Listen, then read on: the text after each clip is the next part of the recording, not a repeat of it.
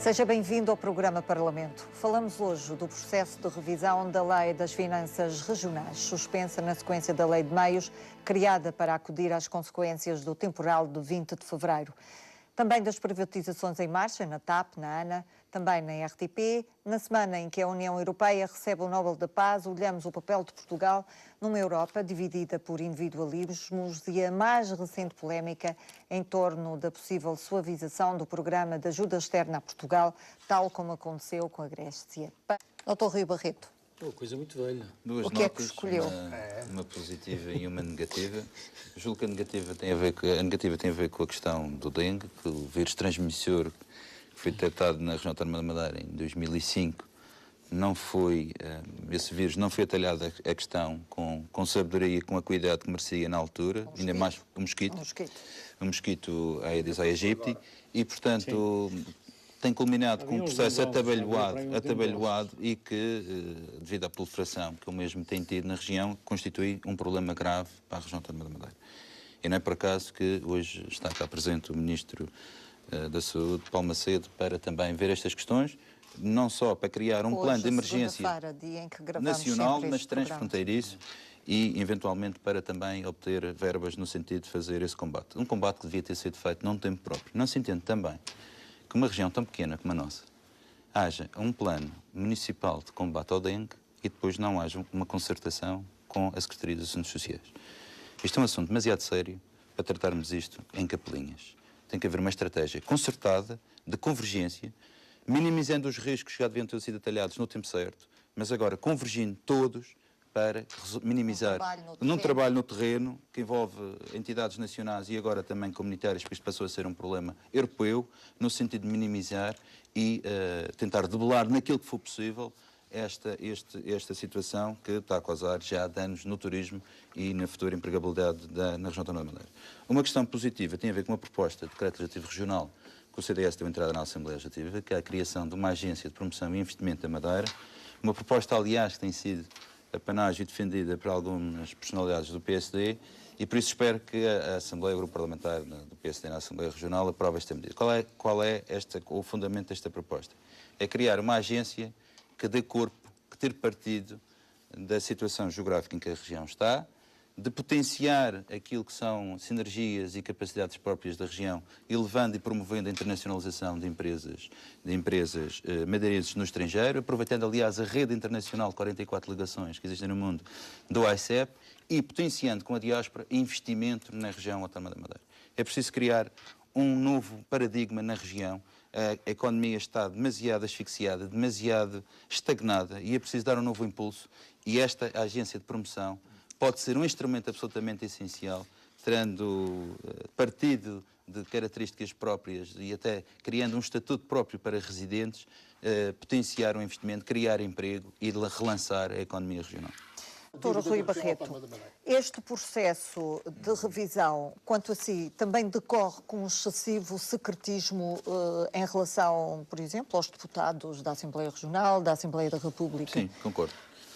E acredita que este prazo... O que existe atualmente é um grupo de trabalho em que está presente o diretor regional, o representante da região, que é o diretor regional do Orçamento, o Dr.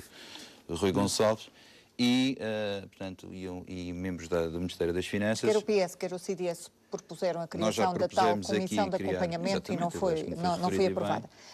Uma comissão de acompanhamento, precisamente, nós temos órgãos de governo próprios, devem de funcionar, e esta é uma lei absolutamente importante, porque é a lei que define e regulamenta as relações financeiras entre a República e a região.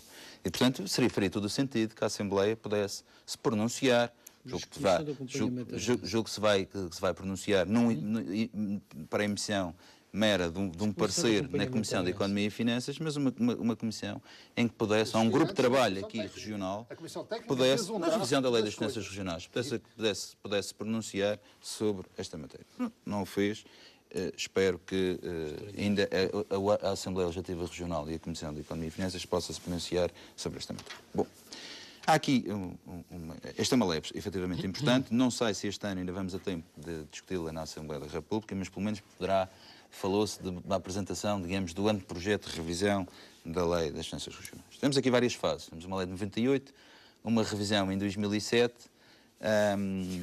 E depois polémica, uma revisão depois em 2009, 2009 mais favorável, e depois uma em 2010 que foi na sequência dos temporais da catástrofe que a Madeira sofreu. 20 de fevereiro, que foi uma coisa hábil, que foi, no fundo, dar com uma mão aquilo que se retirou com a outra em relação à lei de 2007. Mas o que importa aqui refletir é uma questão. E a lei de Meios agora não está a ser cumprida, preciso não esquecer. Não está a ser cumprida, aliás, apresentamos uma proposta no sentido de rever essa situação.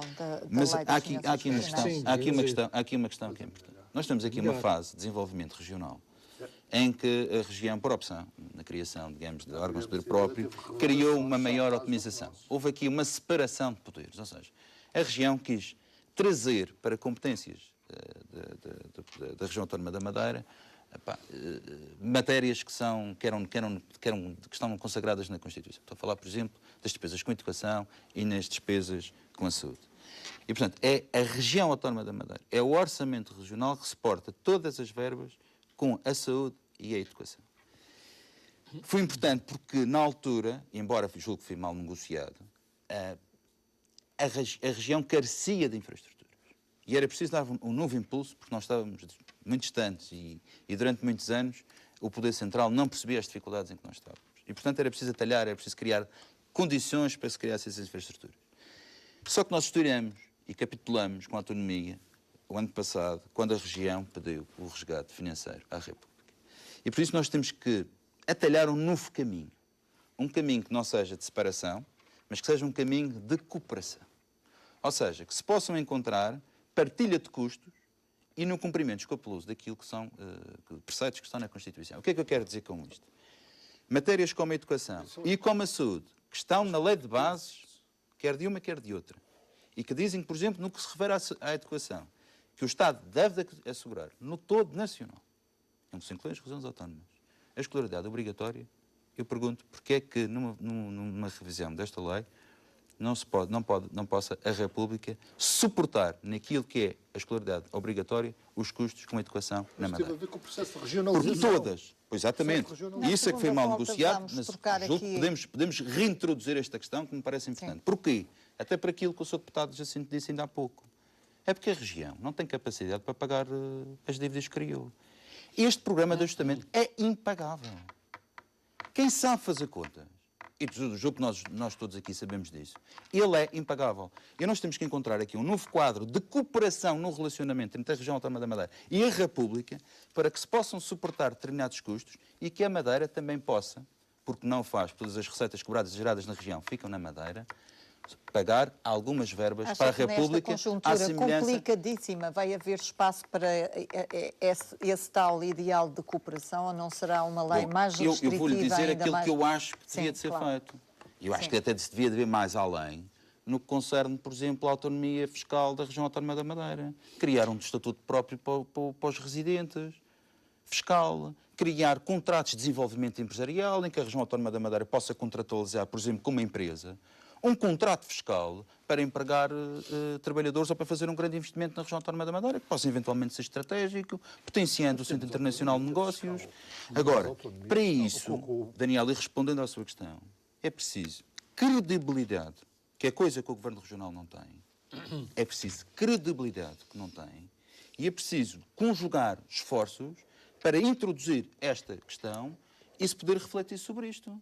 Porque as comunidades autónomas, por exemplo, espanholas, que recebem do Orçamento de Estado, também contribuem para um chamado Fundo de Reequilíbrio de Coesão Nacional.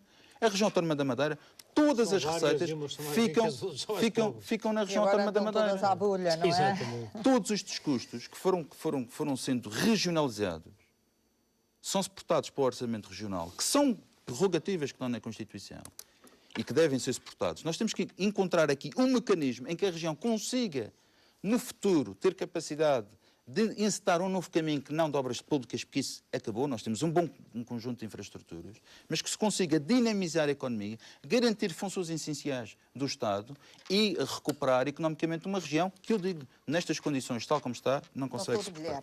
Vamos à questão das privatizações, que é um dossiê também que interessa subejamente ao país, porque estamos a falar aqui de empresas como a TAP, das últimas joias da coroa, se calhar.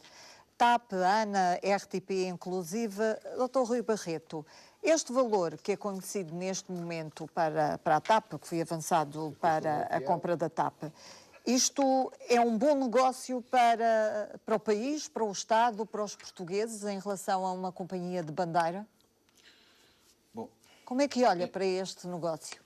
É preciso olhar para este negócio tendo em conta aquilo que é a situação financeira do maior grupo de transporte aéreo português, a TAP, e as circunstâncias em que está o país Sobretudo as circunstâncias. E o seu financiamento.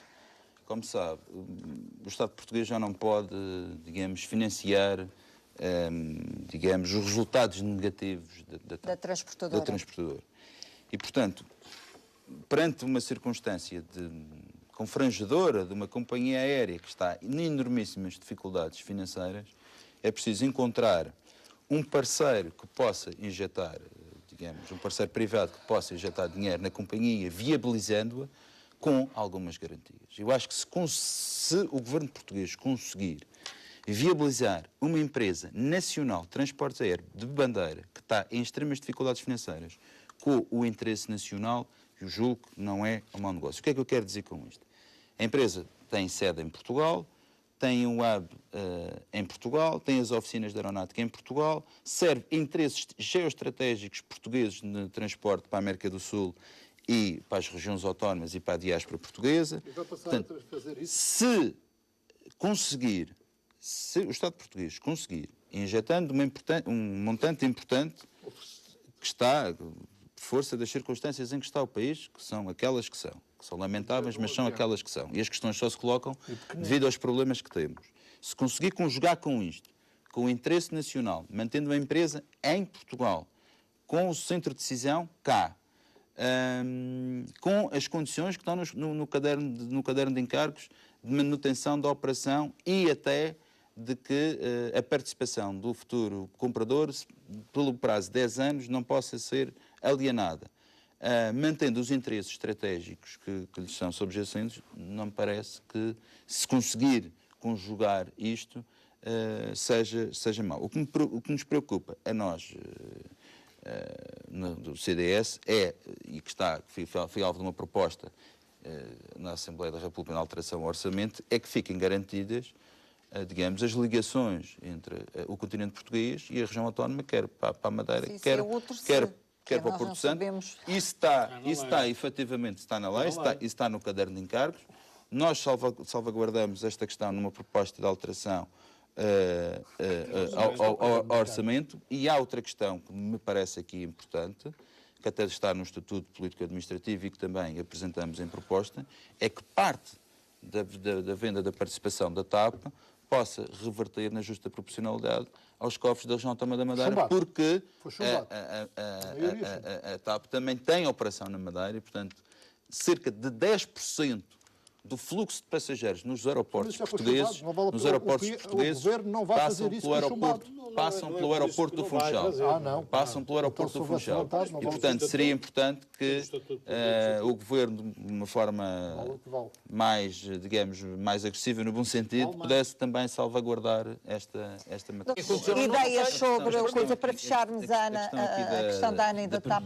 Da concessão da ANA e, portanto, por sua vez também aqui tem repercussões na ANAM, que faz a gestão do aeroporto. É uma questão particularmente... Os aeroportos, Madeira e Porto Santo, é uma questão particularmente importante, porque as taxas que são praticadas aeroportuárias no aeroporto do Funchal são cerca de 40% mais caras que nos aeroportos nacionais. Eu sei porquê, porque foi feito um negócio. Não vai custar à região. Foi feito um empréstimo. É um problema do concessionário. Foi feito um empréstimo. É um problema do concessionário. Passa a ser um problema do concessionário. Presta um serviço público e nós não vamos entrar com dinheiro. A Madeira não vai pagar para prestar aquele tipo de serviço, não é? Não vai pagar, não tem que pagar. Eu quero ver. Não tem que pagar. Espero-se para ver. Foi feito aqui um empréstimo e, portanto, ele tem que ser pago. E por isso é que tem as taxas que tem. Vai receber, enquanto conceder. Se a região alienar a participação social que tem na ANAM, com a garantia de que, pelo menos, haja uma uniformização, uma convergência com as taxas dos aeroportos a nível nacional, o aeroporto do Funchal ganha logo uma competitividade de 40%. E o que a Madeira interessa como destino é que seja competitivo o aeroporto. E para a região, os 20%, para a região, os 20%, para a região, os 20%, Já disse, mas o para a região, os 20%, só lhe garante uns lugares no Claro que vai Conselho de garantir. Administração, que é muito importante, Está porque pouco também tempo tem a lá, subir para defende os a interesses da região, mas que vincula uma série de responsabilidades.